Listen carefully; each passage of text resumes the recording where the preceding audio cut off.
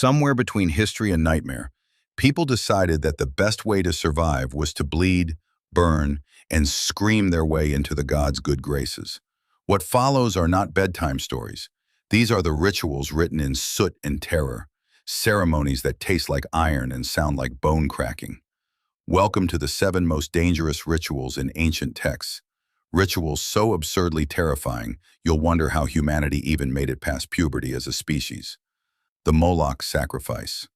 The Moloch sacrifice is an ancient rite of fire, ash, and unbearable screams, described in fever dream fragments of texts nobody admits to translating sober. You know what the most horrifying thing is about Moloch? It's not even the fire. It's not even the drumming or the statues with arms outstretched like some demonic oven mitt ready to swallow a child. No, it's the fact that this was all treated like Tuesday. Entire communities gathered, dressed in their finest animal hides, humming hymns, and then casually yeeted their offspring into a furnace as though barbecuing ribs for the gods. Imagine the PTA meetings. Imagine knowing Karen next door is side-eyeing you, not because of your hedges, but because you didn't throw enough babies into the sacred iron maw last summer. The text described the ritual like a grotesque shopping list. Build a colossal idol, heat it till it glows, place your screaming son or daughter in the hands, and listen to the flute players drown out the cries. That's not religion. That's a psychological torture chamber disguised as faith. And here's the twisted irony. Parents did it willingly, believing this agony purchased cosmic insurance. Here, great Moloch, take my legacy, my bloodline, my future. Just please keep the locusts away from the barley fields. If hell has a waiting room, it's probably filled with the ghosts of Moloch's victims, sitting in melted pews, staring at us like, "You idiots think your world is better?" And maybe they're right. Because when you scroll TikTok long enough, the algorithm starts to feel like Moloch's firm. The Mithraic Tauroctony. The Mithraic Tauroctony is a ritual centered around the slaughter of a cosmic bull. Its blood watering the universe, its death staged in candlelit caves that smelled like damp wool and secrets. Okay, let me paint this picture. You're in a cave, holding a torch that keeps dripping hot wax onto your hand, standing shoulder to shoulder with 7 men who look like extras from 300, but with less deodorant. The walls are carved with stars and serpents, and in the middle, there's Mithras himself, dagger in hand, pinning down a bull that radiates so much mythic importance, you start to wonder if it can bench press you. Killing this bull wasn't just violence, it was cosmic theater. His blood wasn't blood, it was the liquid motherboard of creation, the original Red Bull. Yes, that pun is intentional. No, I will not apologize. Drink from it, and you don't just get wings, you ascend, leaving your meatbag existence to moonwalk through eternity with Mithras as your gym bro of the cosmos. But here's the kicker. Nobody agrees on what it meant. Some scholars think it was about astronomy, constellations rearranged in bovine death. Others argue it was about power and masculinity, a cosmic frat hazing where the pledge had to believe in stars and stab livestock. Either way, if you were in the Mithraic cult, you were bound in secrecy so intense you'd think you were protecting the Colonel's chicken recipe. There's this madness to it, this intensity where spilling blood was the only way to drink light. You weren't slaughtering a bull. You were hacking at the belly of existence, scooping out the guts of reality to smear across your forehead. The cave becomes a womb, the ritual a rebirth, and your mind, already buzzing from stale wine and lack of oxygen, is convinced you've glimpsed eternity. And yet, step back from the incense haze, and what do you have? Grown men in cloaks stabbing a cow in a cave. That's it. Sometimes history isn't profound. Sometimes it's just the longest. The Hecatean Crossroads Rite. The Hecatean Crossroads Rite is a midnight ritual invoking Hecate, goddess of witchcraft, where offerings of blood, bread, or dogs were left at 3-way roads to invite her terrible, merciful presence. This one crawls. Imagine standing at a crossroads at midnight. No streetlights, no cars, just the endless silence of dirt roads stretching into void. You place your offerings, a loaf of bread, some raw meat, maybe the family dog if you're feeling particularly deranged, and you wait, not for answers, not for comfort, for Hecate. She arrives in the barking of dogs you can't see, in the flicker of torches that aren't lit, in the sensation that every shadow has teeth. The ancient texts don't bother to sugarcoat it. They tell you, leave food, turn your back, and do not look back. Because if you do, she's there, and you're not ready to see what kind of face a goddess wears when she's hungry. But the psychology of it is what burns. The crossroads isn't just geography. It's the human brain split three ways: past, present, future, choice, regret, possibility.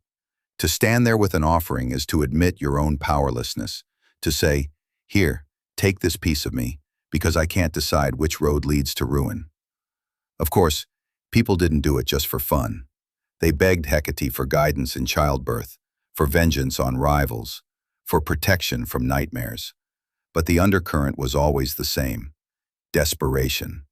A kind of raw, sweaty hope that the Queen of Shadows might throw you a bone in exchange for your crumbs. And if she didn't, well, at least the dogs ate well. The Babylonian Maklu. The Babylonian Maklu is a ritual series of incantations and burnings designed to annihilate witches. Texts so venomous they read like a legal deposition filed directly in hell. You want paranoia distilled into ink? Crack open the Maklu tablets. They're not stories, they're scorched earth declarations. Someone cursed me, someone hexed me, someone whispered in the night, and now my goat has diarrhea. The solution? Build a little wax doll of your suspected witch, chant words that sound like a demon gargling glass, and then, oh, poetic justice, burn it alive. The ancients didn't dabble in metaphor. They wanted the witch gone. And if that meant burning Barbie's pagan cousin while shouting cosmic obscenities, so be it. And what does this tell us? That thousands of years ago, human beings were already perfecting the art of projection. You had a bad harvest? Witch. Your lover rejected you? Witch. Stubbed your toe on a mud brick? Witch. And thanks to the Maklu, you had a fully authorized nuclear option. An 8-tablet ritual script for outsourcing your insecurity into infernal fire. It's almost funny, if it weren't so horrifying. Because behind the chants and wax figurines is raw, trembling fear. Fear of the unknown. Fear that someone out there had power over you. Fear that your very soul was being gnawed on by invisible teeth. And the ritual didn't soothe you, it infected you further. You started looking sideways at neighbors, whispering about their cooking, wondering why their eyes lingered a second too long. The Maklu didn't protect society, it corroded it. But here's the twist. These rituals weren't just for personal vendettas. They were communal theater. Entire nights were spent chanting as a city tried to exorcise its collective nightmares. Imagine it. The entire block gathering around a pit, screaming bloody curses at a wax doll while the fire spat back sparks. It's absurd. It's tragic. It's the birth of witch trials, long before Salem decided to copy. The Egyptian opening of the mouth. The Egyptian opening of the mouth is a funerary ritual meant to restore a corpse's senses in the afterlife, performed with blades, incense, and the kind of calm detachment only priests or serial killers can manage. Let me tell you something deeply unsettling. The Egyptians weren't content with embalming your body, tucking in a few amulets and calling it a day. They wanted to make sure that when you woke up in the afterlife, yes, woke up, like stretching out after a nap, you had all your senses intact. That's what the opening of the mouth did. Priests would take a ceremonial adze, a tool sharp enough to make you flinch across millennia, and touch it to the lips, eyes, ears, and nose of the mummy. Congrats, Pharaoh. Your ears now work in eternity. May you enjoy the sound of jackals gnawing the bones of the damned. But here's the sinister subtext. The body was already dead, which means the ritual was less about helping the deceased and more about reassuring the living that their loved one wouldn't wander through eternity as a blind, deaf husk. The fear wasn't of death. It was of incomplete death. Imagine living in a society so obsessed with detail that you couldn't even rest in peace unless someone tapped your mummified face with a god stick. And of course, there's the performance of it all. The incense, the chanting, the careful choreography of blades and gestures. This wasn't just science fiction resurrection. It was spiritual bureaucracy. Egyptians loved order. Even death had to be filed correctly. The opening of the mouth was the final stamp, the notarized signature on your eternal passport. But peel back the incense smoke, and doesn't it sound like overcompensation? Doesn't it reek of terror? As if deep down every Egyptian feared they might not wake up, that death might actually be final.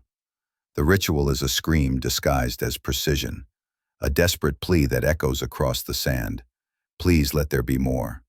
And maybe, just maybe, that's why we can still feel it. The Aztec Tlaloc offerings. The Aztec Tlaloc offerings are sacrificial rituals to the rain god Tlaloc, infamous for demanding not only human lives, but specifically the tears of children. And this is where ancient religion stops being awe-inspiring and plunges straight into psychological horror.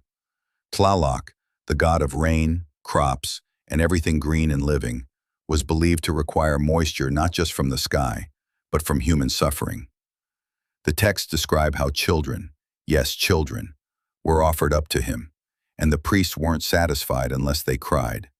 Their tears were a down payment on rain, currency in the bleakest economy imaginable. Imagine that, sobbing infants as meteorological insurance. The logistics are worse than the myth. Children were dressed in ceremonial costumes, adorned with jewelry, feathers, painted blue. They were paraded up the steps of pyramids while the crowd chanted, waiting not for thunder but for sobbing. The priests actively encouraged it, pinching, terrifying, ensuring the kids wept enough to be acceptable. Their tears weren't just incidental. They were sacred lubrication for the weather machine. And yet, through the haze of disgust, I can't help but marvel at the sheer brutal honesty. The Aztecs didn't sugarcoat the cruelty of nature. Rain doesn't fall for free, life doesn't flourish without death, and the gods are never gentle. Instead of pretending otherwise, they staged it in blood and salt water. Their theology wasn't hopeful. It was transactional, blunt as obsidian. Psychologically, though, it's deranged. The whole society built a feedback loop where the sound of children crying became holy. Farmers would watch sacrifices and whisper, "Good, good, now maybe the maize will grow." That's not faith. That's weaponized trauma. That's an entire culture turning pain into rainfall. Do I believe it worked? Of course not. But did they? Absolutely. And that's what makes it terrifying. Because belief, no matter how twisted, has power. The Greek Thargelia scapegoat rite. The Greek Thargelia scapegoat rite was an annual purification ritual where unwanted humans, criminals, beggars, sometimes just unlucky strangers, were expelled, beaten, or killed to cleanse the city of its sins. This is humanity at its most predictable. When life gets messy, blame someone else and throw them out like cosmic trash. Athens, the cradle of democracy, philosophy, and marble statues with two small genitals, still resorted to one of the oldest hacks in the book, ritualized scapegoating. The city would pick human stand-ins, usually those already despised or expendable, and crown them as walking vessels of plague, sin, famine, and all things foul. Then came the ceremony, parading them through the streets, hurling insults, beating them with fig branches. Figs, how symbolically nutritious. And sometimes, depending on the century, killing them outright. The idea was simple. Pack every ounce of societal dread into these bodies and eject them like a human USB drive filled with malware. It's darkly comic when you think about it. Imagine philosophers like Plato waxing poetic about virtue and reason, all while citizens are outside pelting some poor bastard with stones because they think it'll cure the drought. High culture coexisted with primal cruelty. The Parthenon built on the backs of scapegoats. But here's the psychological genius of it. It worked, not cosmically, but socially. People felt cleaner afterward. Collective guilt dissolved into collective violence. It was therapy via brutality, a citywide panic attack resolved by expelling one unlucky vessel of doom. And don't we still do it? We don't beat scapegoats with fig branches anymore. We trend hashtags, cancel strangers, exile whoever Twitter points at. The mechanics have shifted, but the psychology hasn't. The Thargelia isn't ancient. It's alive. Every time a mob convinces itself that punishing one person will fix the rot of an entire system. And there you have it, 7 rituals, each one a reminder that our ancestors weren't enlightened mystics. They were terrified animals with sharp tools, convinced that blood equals meaning. Maybe we've traded altars for algorithms, but the hunger's still there, to appease something bigger, even if it devours us. Ancient texts don't die, they echo. They sit in the back of your head whispering, "What are you willing to sacrifice?" If your brain survived that descent into ritual chaos, prove it. Hit like, subscribe, and drop a comment about which ritual messed you up the most, or which one you'd absolutely never try, even for unlimited Wi-Fi. And if you're brave enough, share this video with a friend who thinks ancient history is boring. Let's see how fast they sleep tonight.